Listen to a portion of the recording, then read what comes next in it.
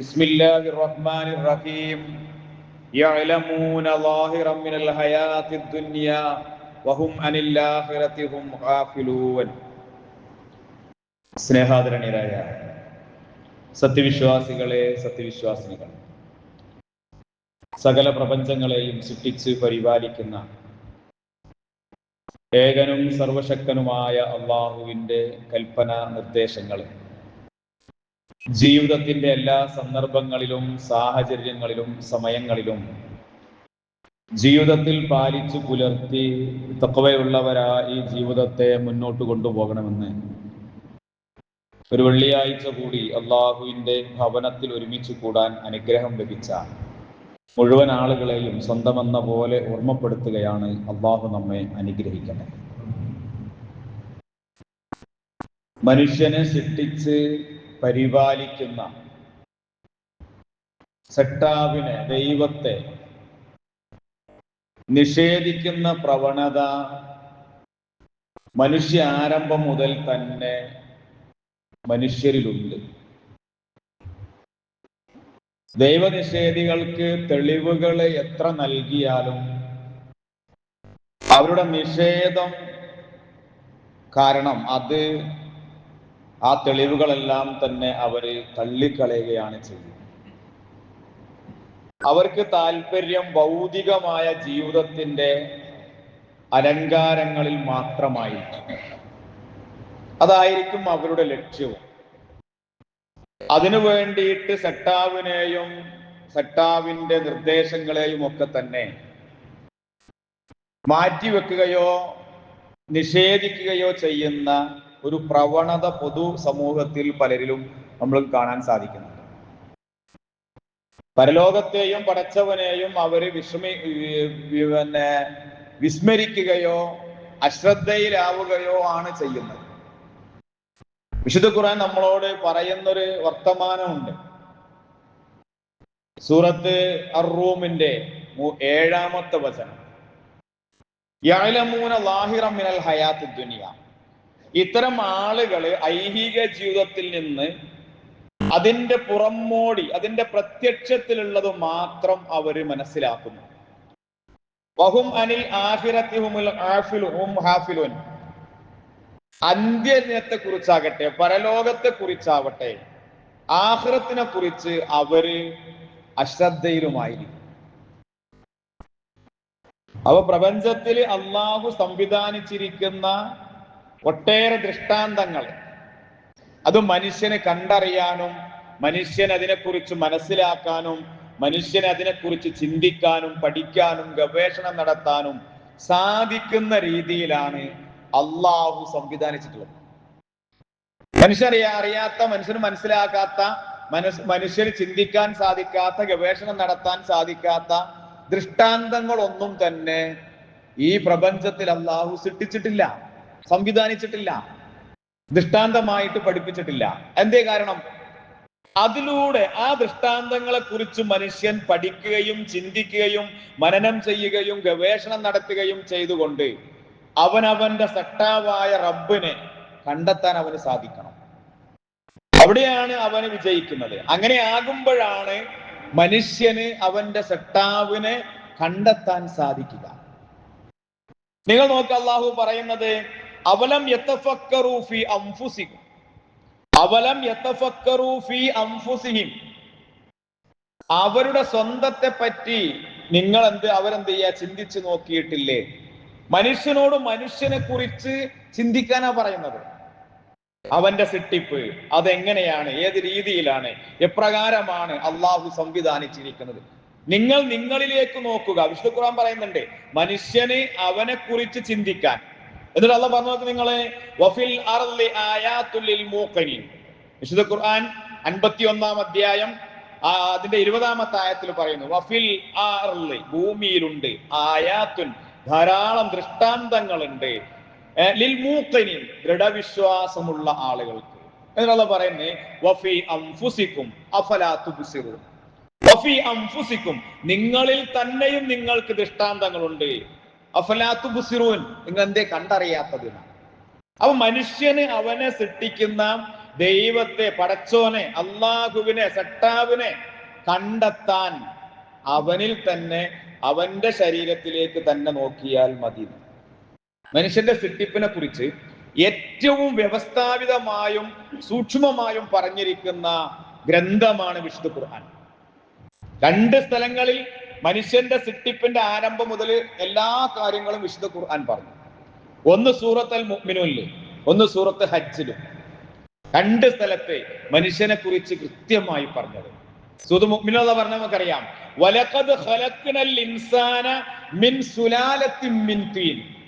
വലഖദ് ഖലഖ്നൽ ഇൻസാൻ, തീർച്ചയായും മനുഷ്യനെ നാം സൃഷ്ടിച്ചിരിക്കുന്നു. മിൻ സുലാലത്തിൻ മിൻ തീൻ. മിൻ തീൻ, മുട്ടിയാൽ മുഴങ്ങുന്ന അല്ലെങ്കിൽ ശുദ്ധമായ കളിമണ്ണിൽ നിന്ന്, അവനെ അതിന്റെ സത്തയിൽ നിന്ന്, സുലാലത്തും മിൻ തീൻ, അതിന്റെ സത്തയിൽ നിന്ന് മനുഷ്യനെ നാം സൃഷ്ടിച്ചിരിക്കുന്നു. യുക്തിവാദികളായിട്ടുള്ള, നിരീശ്വരവാദികളായിട്ടുള്ള, പ്രത്യേകിച്ച് യുക്തിവാദികളായ ആളുകൾ ചോദിക്കുന്ന, മനുഷ്യന് മണ്ണെന്നാണോ സൃഷ്ടിച്ചത്? മണ്ണിൽ നിന്ന് സൃഷ്ടിച്ചത് കൊണ്ടാണ് ഈ മനുഷ്യൻ മണ്ണിൽ ലയിക്കുന്നത്. മണ്ണിൽ അടങ്ങിയിരിക്കുന്ന സകല മൂലകങ്ങളും മനുഷ്യന്റെ ശരീരത്തിലുണ്ട്. അങ്ങനെയാണ് പടച്ചോൻ സൃഷ്ടിച്ചിരിക്കുന്നത്. ഈ മണ്ണിൽ നിന്ന് വളരുന്ന ചെടികൾ, അതിലെ കായ്കനികൾ മനുഷ്യന് ഭക്ഷിച്ച് അവന്റെ ശരീരം പുഷ്ടിപ്പെടുത്തുന്നു. ആ പുല്ലും അതുപോലുള്ള സംഗതികളും തിന്ന മൃഗങ്ങളുടെ മാംസം മനുഷ്യൻ ഭക്ഷിക്കുന്നു. ഇവയൊക്കെ മണ്ണിൽ നിന്നാണ്. അതുകൊണ്ട് തന്നെ അതിലൂടെയാണ് മനുഷ്യന്റെ പോഷണം ശരീരത്തിൽ ലഭിച്ചുകൊണ്ടിരിക്കുന്നത്. അതുകൊണ്ടാണ് അല്ലാഹ് ഇങ്ങനെ തന്നെ പറഞ്ഞത്, വലഖദ് ഖലഖ്നൽ ഇൻസാന മിൻ സുലാലത്തിൻ മിൻ തീൻ. തെളിച്ചമുള്ള നല്ല സത്തയിൽ നിന്ന്, മണ്ണിന്റെ സത്തയിൽ നിന്ന് മനുഷ്യനെ നാം സൃഷ്ടിച്ചിരിക്കുന്നു. സുമ്മ ഖലജഅൽനാഹു നുത്ഫതൻ ഫീ ഖറാരിൻ മക്കീൻ. പിന്നെ അവനൊരു സുരക്ഷിതമായ സ്ഥാനത്ത് അവന്റെ ബീജം അല്ലാഹു തന്നെ നിക്ഷേപിക്കുന്നു. സുമ്മ ഖലഖ്നൽ നുത്ഫത ഖലഖതൻ ഫഖലഖ്നൽ ഖലഖത മുദ്ഗതൻ ഫഖലഖ്നൽ മുദ്ഗത ഇലാമൻ ഫകസൗനൽ ഇലാമ ലഹ്മൻ സുമ്മ അൻശഅനാഹു ഖൽഖൻ ആഖർ ഫതബാറകല്ലാഹു അഹ്സനുൽ ഖാലിഖീൻ. അവനെ ബീജം, ഭ്രൂണം, എന്നിട്ട് മാംസപിണ്ഡം, അതിനുമേൽ എല്ല്, വീണ്ടും മാംസം പൊതിഞ്ഞു, എന്നിട്ട് അതിന് പിന്നെ അള്ളാഹു ഒരു പുതിയ സൃഷ്ടിയായിക്കൊണ്ട് അതിനെ പുറത്തേക്ക് കൊണ്ടുവരുന്നു. ഫതബാറകല്ലാഹു അഹ്സനുൽ ഖാലിഖീൻ. സൃഷ്ടാക്കളിൽ വെച്ച് ഏറ്റവും വലിയ, ഏറ്റവും അനുഗ്രഹീതനാകുന്നു അള്ളാഹു. വിശുദ്ധ ഖുർആൻ സൂറത്ത് മുഅ്മിനൂന്റെ 14-ാമത്തെ ആയത്ത്, 12, 13, 14 ആയത്തുകളിലൂടെ അള്ളാഹു പഠിപ്പിക്കുകയാണ്. അപ്പൊ ചോദിക്കണ്ടി, ഇത് ഏതൊരു മനുഷ്യനും അള്ളാഹുവിനെ, ദൈവത്തിന്, സട്ടാവിനെ നിഷേധിക്കുന്ന ഏത് ഭൗതികവാദിക്കും യുക്തിവാദിക്കും ഒക്കെ തന്നെ ഈ കാര്യം അംഗീകരിക്കാൻ പറ്റും. ഈ മനുഷ്യന്റെ സൃഷ്ടിപ്പിനെ കണ്ടിട്ട് അതിന്റെ ഏറ്റവും കൃത്യമായ രീതിയെ കുറിച്ച് പഠിച്ചറിഞ്ഞിട്ട് പലരും തന്നെ ഇസ്ലാമിലേക്ക് വന്ന ചരിത്രങ്ങള്, മഹാന്മാരായിട്ടുള്ള മനുഷ്യന്മാരെ ഇസ്ലാമിലേക്ക് വന്ന ചരിത്രങ്ങൾ നമുക്ക് കാണാൻ സാധിക്കും. ഞമ്മളാച്ചോണ്ടി ഇപ്പൊ ഇവിടെ പറഞ്ഞെന്താ, വലഖദ് ഖലഖ്നൽ ഇൻസാന മിൻ സുലാലത്തിൻ മിൻ തീൻ. മനുഷ്യന്റെ ശരീരത്തിലുള്ള മൂലകങ്ങളെ കുറിച്ച് നമ്മളൊന്ന് പഠിച്ചു നോക്ക്. നമ്മളെ ശരീരത്തിൽ വേറെ ആലോചിക്കണ്ട, സ്വന്തം നമ്മുടെ ശരീരത്തിലുള്ള മൂലകങ്ങൾ എന്തൊക്കെയാണ്? 6 മൂലകങ്ങൾ, 99% അതാണ് നമ്മൾക്ക് വേണ്ടത്. അതിൽ 65% നമ്മുടെ ശരീരത്തിന് ആവശ്യം ഓക്സിജനാണ്. ഈ ഭൂമിയിൽ പുറത്തുള്ള സാധനം, അത് വലിച്ചെടുത്തിട്ട് നമ്മൾ എന്ത് ചെയ്യുന്നത്, അത് കുറഞ്ഞാൽ പ്രയാസം ഉണ്ടാക്കും. അതുപോലെ തന്നെ കാർബൺ 18.5%, 18.5% കാർബൺ ആവശ്യമാണ് നമ്മുടെ ശരീരത്തിലുണ്ട്. ഹൈഡ്രജൻ 9.5% ഹൈഡ്രജൻ വേണം. 3.2% നൈട്രജൻ വേണം. 1.5% കാൽസ്യം വേണം. അതുപോലെ തന്നെ ഫോസ്ഫറസ് 1% ഫോസ്ഫറസും വേണം. ഇത് നമ്മുടെ ശരീരത്തിന്റെ നിലനിൽപ്പിന് ആവശ്യമാണ്, ശരീരം വളരാൻ ആവശ്യമാണ്, ശരീരത്തിന്റെ ഓരോ പ്രവർത്തനങ്ങൾക്കും ആവശ്യമാണ്. ഇതൊക്കെ ഒരു പിടി മണ്ണെടുത്തിട്ട് പരിശോധിച്ചാൽ കിട്ടുന്ന സാധനം. ഇങ്ങനെയാണ്, അതുകൊണ്ടാണ് അങ്ങനെ പറഞ്ഞത്. ഇനി അതിൽ വേറെ കുറെ മൂലകങ്ങളുണ്ട് ശരീരത്തിലെ. എന്തിനാണ് 65% ഓക്സിജനായി നമ്മുടെ ശരീരത്തിൽ വെച്ചത്? ശരീരത്തിലെ ജലാംശങ്ങള്, ജൈവ തന്മാത്രകളും ഒക്കെ തന്നെ അതിന്റെ കാര്യപ്പെട്ട പ്രധാനപ്പെട്ട പങ്ക് വഹിക്കുന്നത് ഓക്സിജനാണ്. കാർബൺ എന്തിനാണ് ശരീരത്തിൽ 18.5%? അത് ജലാംശ കാർബണ് കോശങ്ങളുടെയും ജൈവ സംയുക്തങ്ങളുടെ അടിസ്ഥാന ഘടകമാണ്. അപ്പൊ അത് കുറഞ്ഞാൽ പ്രശ്നം ഉണ്ടാവും. അപ്പൊ ഈ രീതിയിൽ ഹൈഡ്രജൻ വേണം, വെള്ളത്തിന്റെയും മറ്റ് രാസസംയുക്തങ്ങളുടെയും ഒക്കെ തന്നെ നിലനിൽപ്പും അതിലടങ്ങിയിരിക്കുന്ന സാധനമാണ് അത്. അത് വേണ്ടതുണ്ട്. നൈട്രജൻ വേണം, പ്രോട്ടീനുകൾ, DNA, RNA. നോക്കാം, DNA ഒക്കെ നമുക്ക് വ്യാപകമായിട്ട് ഉപയോഗിച്ചു കൊണ്ടിരിക്കുന്ന ശാസ്ത്രീയപരമായിട്ടുള്ള കുറ്റാന്വേഷണങ്ങൾക്ക് ഉപയോഗിക്കുന്ന അതൊക്കെ അല്ലേ DNA പരിശോധനകൾ. അതിന് ശരീരത്തിൽ നൈട്രജൻ വേണം. മണ്ണിലുള്ള സാധനം നൈട്രജൻ. കൃഷിക്കാരോട് അയച്ചു നോക്കണ്ടി, നൈട്രജനും ഫോസ്ഫറസും പൊട്ടാഷും ഒക്കെയാണ് വളമായിട്ടിരുന്നത്, അതില്ലാത്തടത്ത്. അപ്പൊ ഈ ഒരു രീതിയിൽ കാൽസ്യം വേണം. കാൽസ്യം 1.5% നമ്മുടെ ശരീരത്തിൽ കാൽസ്യം വേണം. കാൽസ്യത്തിന്റെ കുറവ് വന്നാൽ എന്തുണ്ടാകും? ഓസ്റ്റിയോപൊറോസിസ് എന്ന രോഗം ഉണ്ടാകും. അതെന്തേ? ബലക്ഷയം ഉണ്ടാവും എല്ലുകൾക്ക്. വയസ്സ് പ്രായമായി കഴിഞ്ഞ ആളുകൾക്ക് പ്രത്യേകിച്ച് ഉണ്ടാകുന്ന രോഗമാണ്. പെട്ടെന്ന് അവർ വീണ് കഴിഞ്ഞാൽ പെട്ടെന്ന് എല്ല് പൊട്ടും എന്ന് പറഞ്ഞാൽ ഓസ്റ്റിയോപൊറോസിസ്. അതിന്റെ കാരണം എന്താണ്? കാൽസ്യത്തിന്റെ കുറവാണ്. പല്ലുകളുടെയും എല്ലുകളുടെയും വളർച്ചയ്ക്ക് അത്യന്താപേക്ഷിതമാണ് കാൽസ്യം. കുറഞ്ഞാൽ പ്രശ്നമാണ്, കൂടിയാലും പ്രശ്നമാണ്.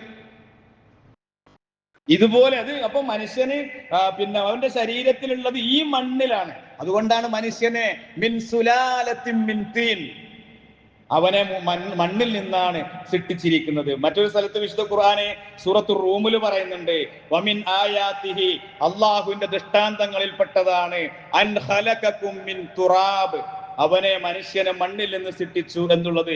സുമ്മ ഇദാ അൻതും ബശറുൻ തന്തശിറൂൻ, പിന്നെ അവനെ ഭൂമിയിൽ അവൻ മനുഷ്യനെ വ്യാപിപ്പിക്കുകയും ചെയ്തു. അത് അല്ലാഹുവിന്റെ ദൃഷ്ടാന്തങ്ങളിൽപ്പെട്ട വലിയ ദൃഷ്ടാന്തമാണ്. അപ്പൊ ഇങ്ങനെയുള്ള ഓരോ സംഗതികളെ മനുഷ്യനെ അവനെ മണ്ണിൽ നിന്നാണ് മനുഷ്യനെ സൃഷ്ടിച്ചിരിക്കുന്നത് എന്ന് അള്ളാഹ് പറയണം.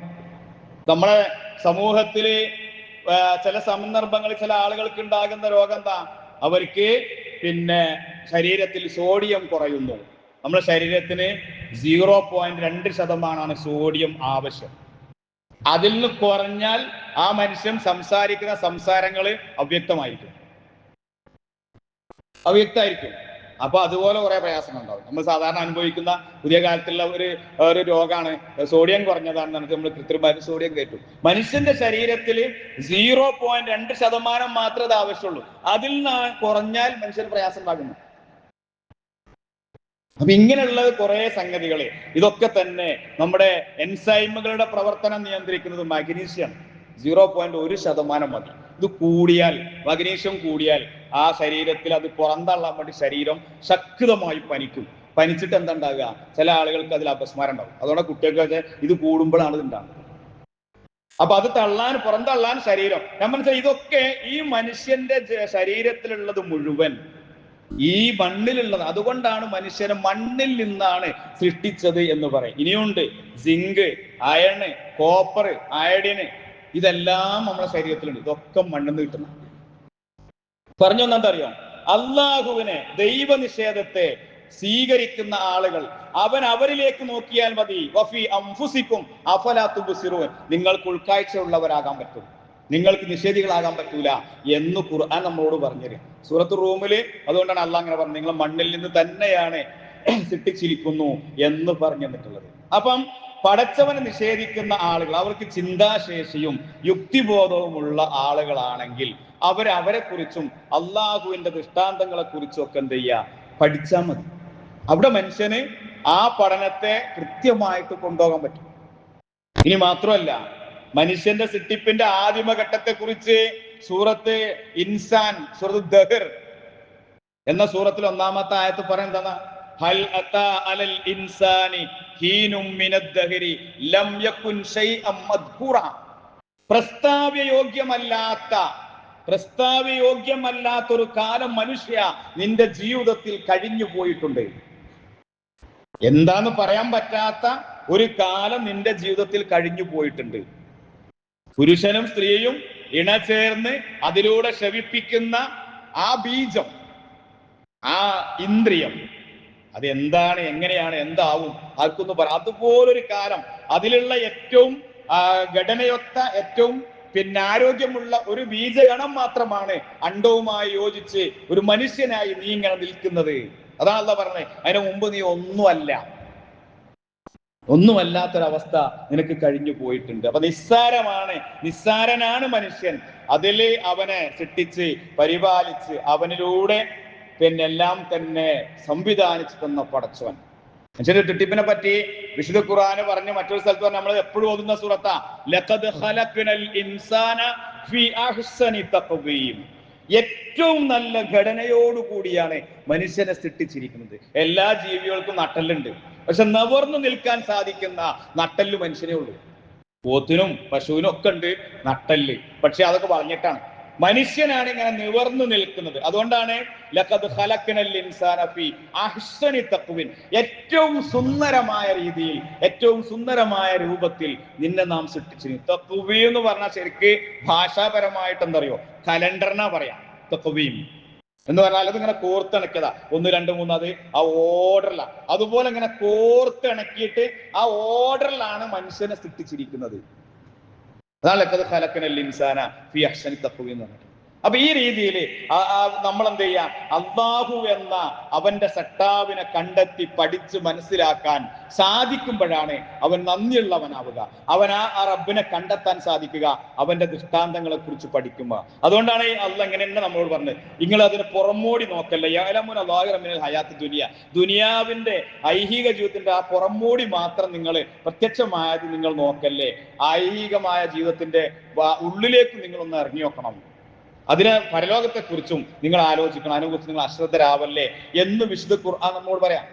അപ്പൊ അകത്തേക്ക് പോകണം നമ്മള്. പുറത്തുള്ളത് ഇങ്ങനെ കണ്ടിട്ട് ഇതൊക്കെയാണ് ഇസ്ലാം, അതുകൊണ്ട് ഞാൻ ആ ഇസ്ലാമിലേക്ക് ഇല്ല എന്നല്ല, മറിച്ച് എന്തുകൊണ്ട് അള്ളാഹു അങ്ങനെ പറഞ്ഞിട്ടുണ്ട്. വിശുദ്ധ ഖുർആൻ സൂറത്ത് റൂം നമുക്ക് പഠിക്കേണ്ട ആ സൂറത്താ. അതില് അള്ളാഹു മനുഷ്യന്റെ സൃഷ്ടിപ്പ് മാത്രമല്ല, കുറെ ആയത്തുകൾ, ദൃഷ്ടാന്തങ്ങളെ കുറിച്ച് പറയുന്നുണ്ട്. വമിൻ ആയാത്തിഹി എന്ന് പറഞ്ഞു. ഇൻഷാ അല്ലാഹ് നമുക്ക് പറയാം. അതിലൊന്ന് മാത്രമാണ് ഈ മനുഷ്യന്റെ സൃഷ്ടിപ്പിനെ കുറിച്ച് അള്ളാഹു ഇവിടെ ഇങ്ങനെ പറഞ്ഞത്. അപ്പൊ അതിനെ കുറിച്ച് പഠിക്കുക. അതുകൊണ്ട് ആ മനുഷ്യന്റെ സൃഷ്ടിപ്പിനെ കുറിച്ച് മാത്രം പഠിച്ചാൽ അവന് പടച്ചോനെ കണ്ടെത്താൻ പറ്റും. അതുകൊണ്ട് ചിന്തിക്കണം, അതിലൂടെ അള്ളാഹിനെ കണ്ടെത്തണം. ഇതിനാണ് അള്ളാഹു നമ്മളോട് പറയുന്നത്. ഇത് ചില്ലറമായ നിസ്സാരമായ ചില കാര്യങ്ങളുടെ പേരിൽ മനുഷ്യന് ദൈവനിഷേധിയാകുന്നു. എന്നിട്ട് അവരുടെ എല്ലാ സംഗതികളും അതിൽ അവസാനിപ്പിക്കുന്നു. അവരോടുകൂടി തീർന്നു എന്നുള്ള പോലത്തിലാണ്. അവിടെ തീർന്നിട്ടില്ല. ഒരു പരലോകമുണ്ട്, ഒരു രക്ഷയും ശിക്ഷയും ചോദ്യം ചെയ്യലും ഒക്കെ ഉണ്ട് എന്ന് അവനെ സൃഷ്ടിച്ച് പരിപാലിക്കുന്ന റബ്ബിനെ കണ്ടെത്തിയാൽ, അതിനെ കുറിച്ചുള്ള ആയത്തുകളെ കുറിച്ച് പഠിച്ചാൽ അവന് മനസ്സിലാവും. അതുകൊണ്ടാണ് മനുഷ്യന്റെ സൃഷ്ടിപ്പിനെ കുറിച്ച് ആദ്യം പറയുന്നത്. ആ സൃഷ്ടിപ്പിനെ കുറിച്ച് അവൻ കൃത്യമായി ബോധം ഉണ്ടാക്കണം. എന്നെ സൃഷ്ടിച്ച ഞാന് ആരുമല്ല. നമ്മൾ ആലോചിച്ചോക്കണ്ടി, സൃഷ്ടികളിൽ, അള്ളാഹുവിന്റെ സൃഷ്ടികളിലെ ഏറ്റവും ദുർബലർ മനുഷ്യരാണ്. ഏറ്റവും ദുർബലർ മനുഷ്യരാണ്. ഒരു പുൽച്ചാടി ചാടുന്നതിന്റെ അത്ര രീതിയിൽ പോലും നമ്മൾക്ക് എന്തില്ല, ആ പുൽച്ചാടിയുടെ വയസ്സുള്ള സമയത്ത് നമുക്ക് ചാടാൻ കഴിയൂല. ഒരു കുതിര ഓടുന്നത് പോലെ അതിശീഘ്രം മനുഷ്യന് ഓടാൻ പറ്റൂല. മത്സ്യത്തെ പോലെ ഉപകരണങ്ങൾ ഇല്ലാതെ ഒരു മനുഷ്യന് വെള്ളത്തിൽ നീന്താൻ പറ്റൂല. കണ്ടി, ആ ജീവികളൊക്കെ തന്നെ അള്ളാഹു സൃഷ്ടിച്ചിരിക്കുന്നത് അവർക്ക് നൽകിയ അനുകൂലനങ്ങള് വളരെ പ്രധാനപ്പെട്ടതാണ്. അവർ നമ്മളെക്കാൾ കഴിവുള്ളവരാണ്. പക്ഷെ ഇവരെയൊക്കെ തന്നെ നിയന്ത്രിക്കാനും ഭീമാകാരങ്ങളായ ആനകളെ പോലും നിയന്ത്രിക്കാൻ ചെറിയ മനുഷ്യന് പറ്റുന്നുണ്ട്. അവിടെയാണ് നമ്മളെ ബുദ്ധി എന്ന് പറയുന്നത് മനുഷ്യന് നൽകിയത്. നേരെ അപ്പുറം മറ്റൊന്ന് ആലോചിച്ച് നോക്കാം നിങ്ങൾ. അള്ളാഹുവിന്റെ കഴിവ് അപ്പത്ര ഉണ്ടാവും. ഈ മനുഷ്യന് നൽകിയിരിക്കുന്ന ഈ കഴിവ് അവൻ ഉപയോഗിച്ചുകൊണ്ട് വലിയ ആനകളെ പോലും അതുപോലും ജീവികളെ പോലും അവന് നിയന്ത്രിക്കാൻ സാധിക്കുന്നുണ്ട് എങ്കിൽ ഈ ആനകളെയും മനുഷ്യനെയും സൃഷ്ടിച്ച ആ സെട്ടാവിന്റെ കഴിവ് എത്ര നമ്മൾ ആലോചിക്കണ്ടേ അല്ലേ? അവിടെയാണ് നമ്മൾ ആലോചിക്കണ്ടേ. നമ്മളൊരു ചരിത്രം പഠിച്ചു നോക്കണ്ടി. സൂറത്തുൽ ലഹബ് പഠിച്ചാൽ മതി. ചെറിയ സൂറത്താണ്. തബ്ബത് യദാ അബീ ലഹബിൻ വതബ്ബ് മാ അഗ്ന അൻഹു മാലുഹു വമാ കസബ് സയസ്ലാ നാരൻ ദാത ലഹബ് വംറഅതുഹു ഹമ്മാലത്തൽ ഹതബ് ഫീ ജീദിഹാ ഹബ്ലും മിൻ മസദ്. ചെറിയ സൂറത്താണ് സൂറത്തുൽ ലഹബ്, മസദ് എന്നൊക്കെ പറയുന്നത്. എന്താ അതിലുള്ളത്? ആ അബൂ ലഹബിന്റെ ഒരു ചരിത്രം. അദ്ദേഹത്തെ പിന്നെ എന്ത് ചെയ്തു, അള്ളാഹുവിന്റെ റസൂലിനെ ആക്ഷേപിച്ചപ്പോ ഇങ്ങനെ ഒരു പ്രശ്നം ഉണ്ടായി.